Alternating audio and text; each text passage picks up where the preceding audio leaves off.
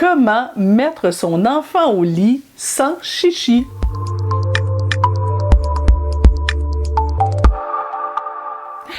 Bonjour, mon nom est Nancy Doyon, je suis votre coach familial et c'est l'heure de votre capsule SOS Nancy.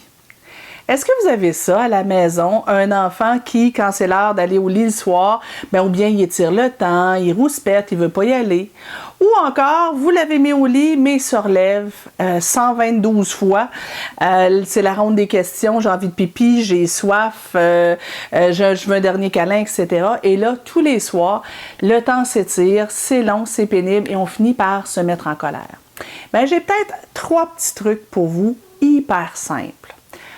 Premier petit truc pour mettre son enfant au lit sans qu'il fasse trop de chichi, c'est la fameuse routine. Mais on s'est souvent fait dire d'avoir une routine à l'heure du coucher, c'est-à-dire de toujours faire les choses dans le même ordre, sauf que je constate que dans beaucoup de familles, la routine est beaucoup trop longue. Ça s'étire sur beaucoup trop de temps.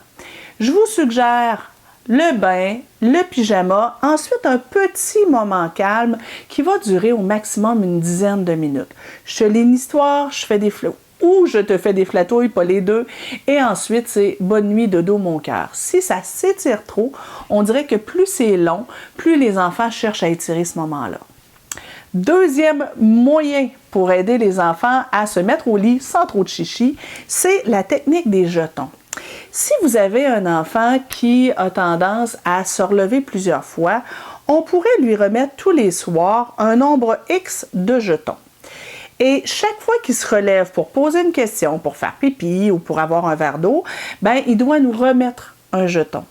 Quand il n'y a plus de jetons, il n'a plus le droit de se relever et s'il se relève quand même, le lendemain matin, il y aura une conséquence. On pourrait commencer la semaine 1 en mettant par exemple 5 jetons.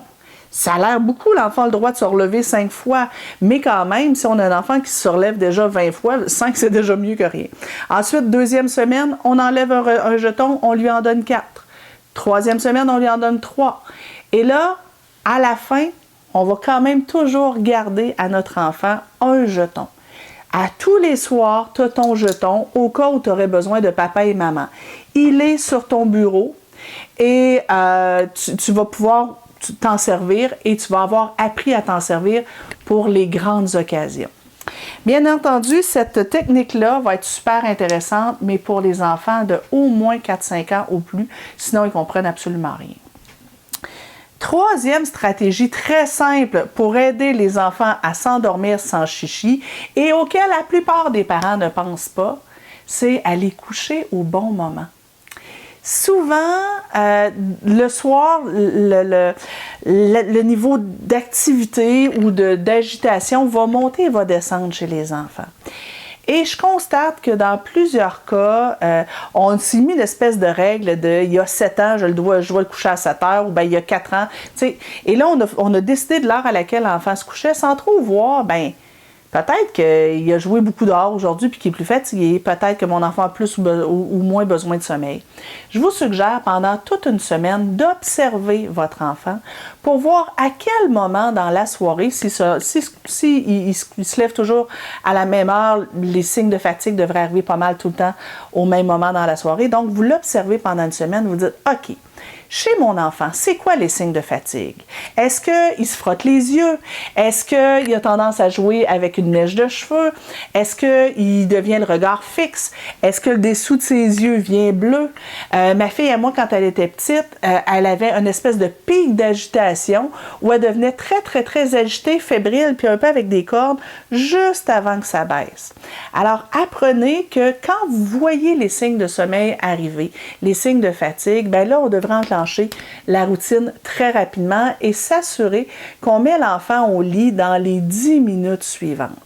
Si on met l'enfant au lit au bon moment, il risque, en plus si on l'aide, il risque de avoir davantage de plaisir à être dans son lit, puis on va l'aider à dire « Oh, wow, là, je pense que tu es bien dans ton lit, c'est cool, ça va te faire du bien, wow, est-ce que tu veux que je t'aide à te détendre? » Et si l'enfant se couche au bon moment, il va s'endormir plus rapidement et il risque de moins avoir le sommeil en aversion.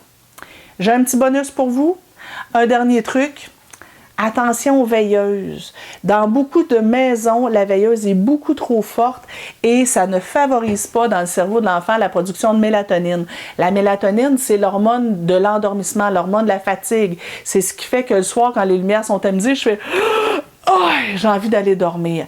Si la lumière est trop forte, ça ne viendra pas, donc ça risque de retarder le sommeil chez l'enfant. Même chose aussi pour tablettes, jeux vidéo. Fermez-moi tout ça au moins 1 heure avant le dodo. Vous voulez aller plus loin? J'ai écrit un bouquin qui s'appelle SOS Dodo, qui est surtout efficace pour les enfants, je vous dirais, de 1 an et demi, aller jusqu'à 6, 7, 8 ans. Et vous allez avoir plein d'autres trucs pour essayer de découvrir qu'est-ce qu'il y a derrière l'opposition de mon enfant à l'heure du coucher, qu'est-ce qui fait qu'il a du mal à s'endormir et répondre à son besoin de façon efficace. Donc, SOS Dodo, publié aux éditions Midi 30. Bye bye et bonne semaine!